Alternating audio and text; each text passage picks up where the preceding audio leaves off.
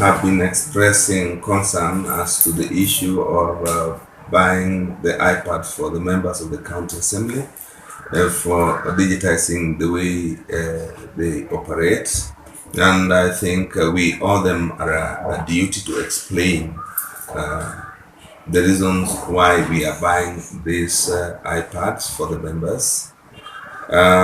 First and foremost, it is true that the first assembly members were issued with the iPads, and to date, none of them has returned those iPads. Secondly, it is true and correct that we intend to buy the iPads for our members of the second assembly, numbering 48 in total. The reason for which we want to buy these iPads is that, number one, the assembly intends to go paperless.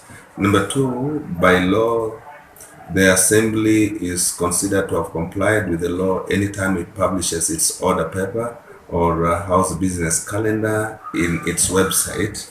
And so it has become increasingly difficult for our members to comply with the requirements that they attend house businesses when they cannot get the information real time.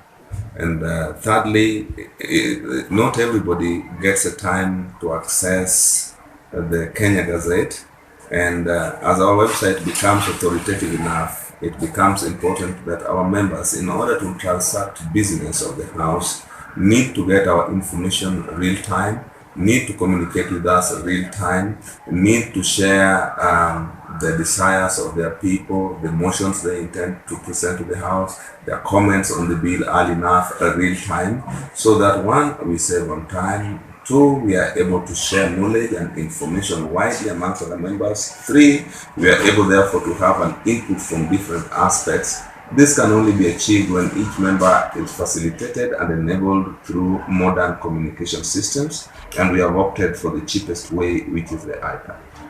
This brings to the question, what becomes of the iPads that were bought by the first assembly? Number one, let us accept that an iPad, like a personal telephone, is a personal item, and sometimes it is not easy for someone to utilize one that has already been used by another person. Two, those personal items such as our personal phones, the iPads, the tablets, they contain a lot of personal information that is always very difficult to erase completely. A question has also been raised as to how much do we intend to use to enable this platform operate. I am not exactly very clear, but I am nearly certain that the budgetary provision for digitization process is not in excess or it does not exceed 8 million shillings. And since this thing is going to the open tender, definitely we are going to look for the best value for money, and that is what we're going to award. But I can assure the members of the public that it is for good. It is for good sake that we have gone this way.